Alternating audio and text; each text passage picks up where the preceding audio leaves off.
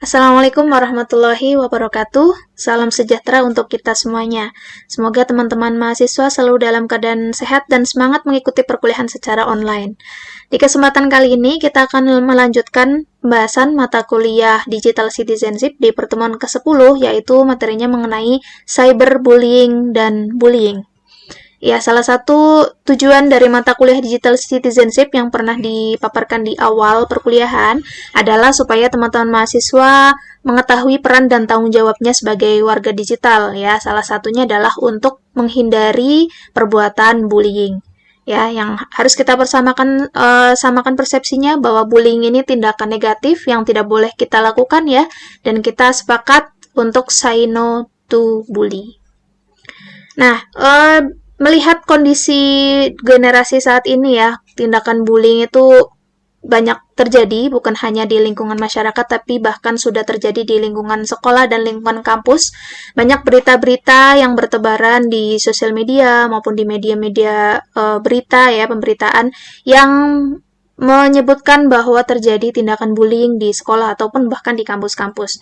Yang waktu itu pernah, beberapa waktu yang lalu ya, pernah ramai juga kematian dari salah satu mahasiswa di Bali yang diduga ya, ada dugaan bahwa salah satu penyebabnya adalah karena bullying. Meskipun ini juga masih simpang siur waktu itu beritanya ya, tapi salah satunya mengindikasikan adanya tindakan bullying. Kemudian di sekolah kedinasan itu juga seringkali berita bahwa mahasiswanya itu meninggal atau siswanya meninggal karena dianiaya oleh senior.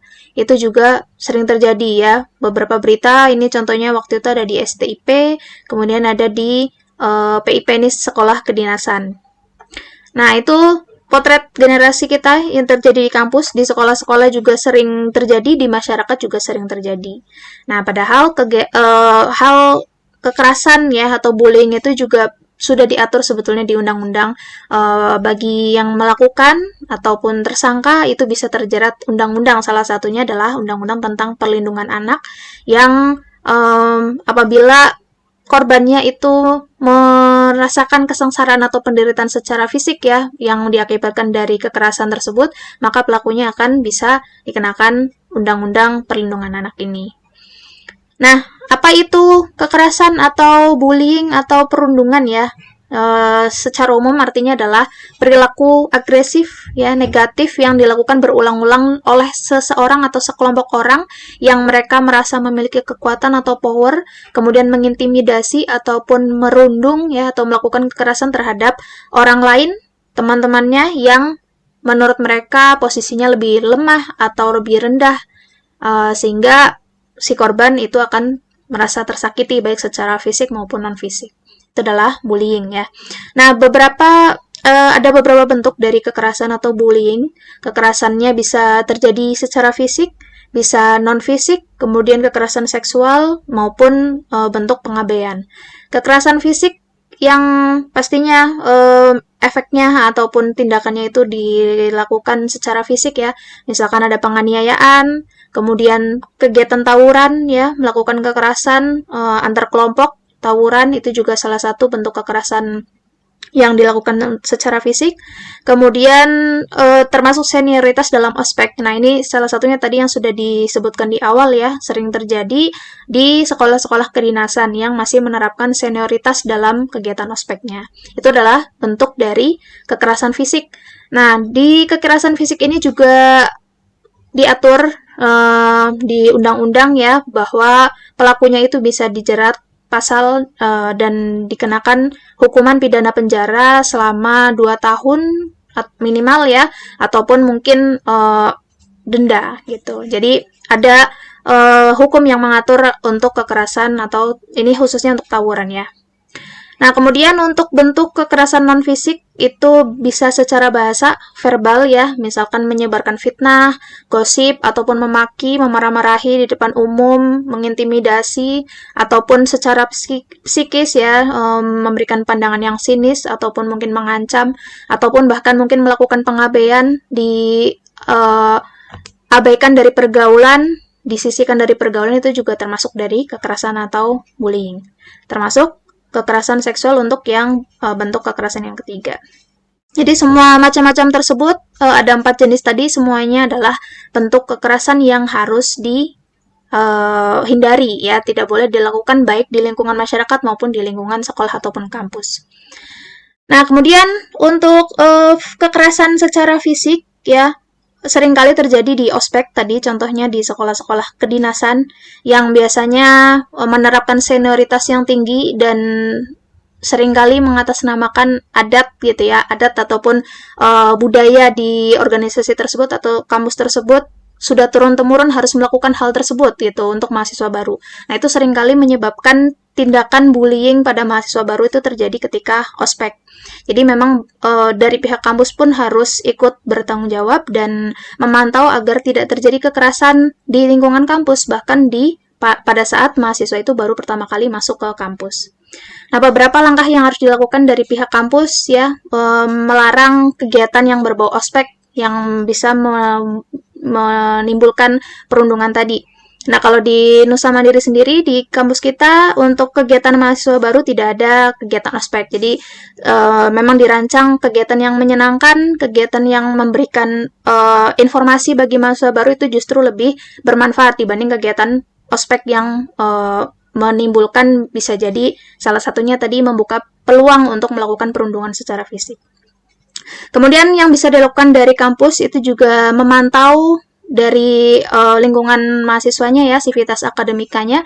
Di lingkungan Universitas Nusa Mandiri juga sudah dibentuk adanya Satgas PPKS ya untuk kekerasan seksual, tapi untuk mahasiswa secara umum kalau misalkan mengalami hal-hal yang dirasa perundungan itu juga bisa dilaporkan ke Satgas PPKS. Jadi sudah menerapkan dari Nusa Mandiri itu punya Satgas ya, satuan tugas untuk menangani masalah kekerasan ini. Kemudian langkah yang bisa dilakukan dari perguruan tinggi juga menerapkan sanksi akademik untuk pelakunya dan juga mengembangkan pendidikan karakter di setiap prodi. Nah, salah satu bentuk pengembangan pendidikan karakter adalah yang sedang kita bahas materi hari ini, yaitu mengingatkan mahasiswa supaya jangan melakukan perundungan ataupun kekerasan. Baik, nah kekerasan ini secara fisik itu dibagi menjadi 3 kategori ya, disesuaikan atau melihat dari sejauh mana efek yang ditimbulkan. Nah, masing-masing kategori ini ada penganiayaan biasa, penganiayaan ringan, dan penganiayaan berat itu memiliki kurungan atau misalkan pidana ya, penjaranya berapa tahun itu bisa berbeda-beda atau denda yang diberikan itu juga berbeda-beda. Oke, nah berikutnya kekerasan atau bullying itu juga tidak hanya terjadi di lingkungan fisik saja atau lingkungan secara langsung ya di dunia nyata, tapi sekarang juga muncul fenomena cyberbullying atau kegiatan bullying yang dilakukan di internet atau di sosial media ya. Itu juga sering kali terjadi ketika orang misalkan mengupload video kemudian dikomentari negatif oleh citizen ya, itu kan sering kali terjadi, itu juga termasuk dari kegiatan cyberbullying. Beberapa bentuk dari cyberbullying, yang pertama mengirimkan pesan berupa hinaan atau ancaman, itu termasuk cyberbullying. Kemudian menyebarkan berita yang tidak benar, hoax gitu ya. Kemudian yang ketiga adalah mencuri identitas dari korban untuk membuat profil palsu dan merusak nama baik. Kemudian menge-share gambar ataupun informasi pribadi dari korban tanpa izin, kemudian mengunggah informasi dan video pribadi tanpa izin, kemudian juga membuat meme yang berisi keburukan atau untuk menjelek-jelekan orang. Itu juga termasuk dari kegiatan atau hal praktek cyberbullying yang terjadi di sosial media biasanya. Nah, salah satunya tadi adalah menyebarkan berita bohong atau hoax ya. Kita sudah sering sekali mendengar istilah hoax. Nah, hoax itu sendiri adalah berita yang dibuat ya seolah-olah berita tersebut benar ataupun fakta, padahal aslinya berita yang dibuat tersebut sejatinya adalah berita bohong atau berita karangan ya. Itu adalah hoax. Nah, ciri-ciri hoax nanti kita akan bahas, ada beberapa ciri-ciri ya, tapi secara umum bisa kita lihat berita hoax itu biasanya isinya adalah too good to be true, artinya terlalu sempurna untuk menjadi sebuah kenyataan. Jadi kalau kita lihat sebuah berita terlalu lebih-lebihkan, terlalu bagus gitu ya, itu juga kita bisa curigai bahwa berita tersebut adalah berita hoax. Kemudian ciri atau isi yang kedua adalah too bad to be true, artinya terlalu mengerikan atau semacam masa iya sih terjadi gitu. Itu juga kita bisa mencurigai itu berita hoax. Nah, kemudian asal-usul dari hoax ini diperkirakan muncul pertama kali tahun 1808. Diyakini bermula dari mantra penyihir zaman dulu, yaitu hokus pokus yang digunakan penyihir untuk memberdaya orang lain agar mereka percaya terhadap berita bohong itu. Nah, semakin populer di tahun 2006 ketika muncul film yang berjudul Hoax yang diadaptasi dari novel yang sama dengan judul yang sama. Jadi, mulai saat itu mulai populer dan seringkali kita mendengarkan hoax itu sebagai kata-kata sehari-hari yang kita lihat di sosial media. Nah, ada beberapa ciri-ciri dari hoax ya, mungkin teman-teman juga sudah bisa mengidentifikasi, apalagi teman-teman adalah mahasiswa komputer, kemudian juga sudah dewasa ya, bisa membedakan mana berita yang asli dengan mana berita yang hoax. Jadi, mulai berpikir kritis untuk tidak semudah itu menerima informasi gitu ya, bisa menyaring. Nah, beberapa ciri-ciri dari hoax ini yang disebutkan di sini cukup banyak ya. Yang pertama bisa menciptakan kecemasan, kebencian, bahkan permusuhan. Kemudian sumbernya tidak jelas. Kemudian menyerang pihak tertentu, itu juga bisa menjadi berita hoax. Kita bisa mewaspadai. Kemudian menggunakan nama tokoh tertentu. Kemudian memanfaatkan fanatisme dari ideologi atau golongan tertentu ya, supaya tadi salah satunya memunculkan permusuhan. Kemudian judul dan pengantarnya provokatif, kadang tidak sesuai dengan isinya, dan lain-lain ya. Kadang foto yang digunakan juga foto yang tidak jelas, biasanya foto lama, kemudian digabung-gabung ya, beritanya nggak tahu berita kapan, tapi dinaikkan kembali, itu juga bisa menjadi ciri-ciri hoax. Nah, apa tujuan dan dampak dari hoax? Yang pertama adalah provokasi. Ya, biasanya untuk memprovokasi satu pihak dengan pihak yang lain supaya saling berdebat, supaya saling menjatuhkan. Ya, ini seringkali terjadi. Salah satunya ketika masa pesta politik ya, atau pada saat pemilu, itu seringkali terjadi. Kemudian untuk menyulut kebencian, kemarahan, dan menghasut, ya, itu salah satu dampak dari hoax. Kemudian membentuk persepsi negatif, misalkan dari orang ataupun golongan tertentu, ya, supaya terlihat negatif di masyarakat. Kemudian menimbulkan opini negatif sehingga bisa mendisintegrasi bangsa atau memecah belah bangsa. Itu dampak dari hoax. Nah, ini adalah beberapa situs di Indonesia yang sudah diblokir karena salah satunya tadi diindikasikan menyebarkan berita bohong dan hoax. Bahkan berita di tahun 2020 juga sudah 6.000 situs hoax yang diblokir pada saat itu. Jadi memang jumlahnya sangat banyak sekali ya. Nah, kemudian ini adalah data digital dari warga negara Indonesia. Bisa kita lihat secara garis besar bahwa pengguna internet itu lebih dari 50% dari populasi jumlah pengguna internet di seluruh warga negara atau populasi di Indonesia. Pengguna internetnya 51%, jadi jumlah yang sangat banyak. Bisa kita artikan setiap 2 orang yang ada di Indonesia berarti salah satunya pasti menggunakan sosial media atau menggunakan internet gitu ya. Jadi sangat banyak sekali pengguna internet, bahkan di Indonesia juga jumlahnya jutaan. Nah, kalau misalkan di dunia bagaimana? Nah, ini adalah gambaran bahwa di dalam 1 menit ya tercipta ada 90.000 cuitan di Twitter atau di X ya. Kemudian ada 1.500 postingan, kemudian ada 168 juta email, ada 600 video baru yang diunggah di YouTube dan lain-lain.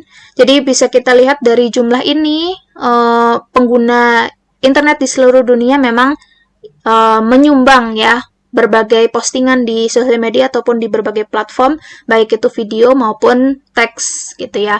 Yang mana unggahan-unggahan tersebut memang seringkali memberikan informasi ataupun pengetahuan baru bagi kita, sesuatu yang bermanfaat ya. Kita tidak bisa memungkiri bahwa internet ataupun sosial media itu memberikan banyak sekali informasi dan kemudahan bagi kita untuk bisa belajar juga ya. Tapi di sisi negatifnya juga penggunaan sosial media dan internet yang sangat luas itu juga memiliki banyak dampak negatif juga, sisi negatifnya.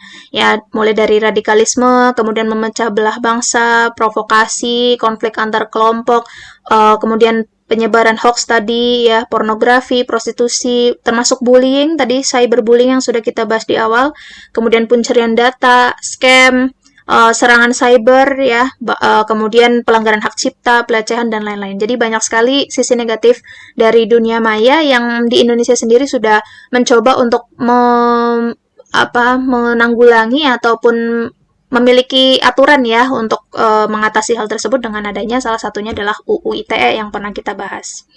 Nah, ini adalah salah satu bentuk undang-undang ataupun pasal yang ada di UU ITE yang berkaitan dengan aspek hukum cyberbullying, itu ada di UU ITE yang mana ancaman pidananya bisa paling lama adalah 6 tahun dan denda paling banyak 1 miliar rupiah. Di mana di sini pasalnya adalah mengenai penghinaan atau pencemaran nama baik. Kalau untuk penyebaran hoax itu pidananya paling lama 6 tahun, dendanya paling banyak adalah 1 miliar rupiah untuk orang yang menyebarkan hoax atau berita bohong. Oke, kemudian selanjutnya di salah satu aspek negatif ataupun sisi lain dari penggunaan internet juga muncul adanya pedofilia yang banyak tersebar juga di sosial media ya. Pedofilia adalah gangguan seksual dari orang yang biasanya umurnya dewasa tapi menyukai anak-anak di bawah umur. Nah, ini juga banyak terjadi kasus di sosial media ya, anak-anak yang diperdaya oleh orang dewasa. Nah, atau dari kasus pedofilia ini. Jadi memang sangat berhati-hati sekali ya, terutama untuk mungkin teman-teman ada yang sudah punya anak ataupun mungkin ada adiknya yang masih anak-anak yang memang harus diawasi. Nah, untuk kasus pedofilia ini juga ada undang-undangnya di Undang-Undang Perlindungan Anak dengan hukuman paling singkat 5 tahun dan paling lama 15 tahun dan denda paling banyak 5 miliar rupiah. Oke, kemudian bagaimana cara kita menghadapi bullying ya apabila teman-teman merasakan sebagai korban yang dibully ya, sikap yang harus kita ambil adalah berani membela diri kita sendiri. Jadi jangan takut ya, kita harus berani untuk bisa melawan dari si pelaku bullying tersebut. Kita tanyakan kenapa kamu membuli saya gitu ya. Kemudian kalau misalkan teman-teman sebagai penonton ataupun melihat ya orang yang dibully, jangan ikut tertawa, tapi kita malah justru harus mengingatkan si pelaku untuk tidak melakukan tindakan bullying. Nah, kalau di kampus sendiri tadi salah satunya sudah ada Satgas PPKS, jadi kalau teman-teman di lingkungan kampus mengalami bullying bisa dilaporkan ke Satgas PPKS ataupun ke dosen ya yang teman-teman percayai. Oke, mungkin itu yang bisa saya sampaikan mengenai materi bullying dan cyberbullying. Semoga bisa menjadi pengingat bagi teman-teman untuk bisa bijaksana menggunakan sosial media juga di lingkungan kita sehari-hari ya, untuk tidak melakukan tindakan kekerasan dan bullying terhadap teman-teman maupun orang-orang di sekeliling kita. Terima kasih atas perhatiannya, semoga bermanfaat. Saya tutup. Wassalamualaikum warahmatullahi wabarakatuh.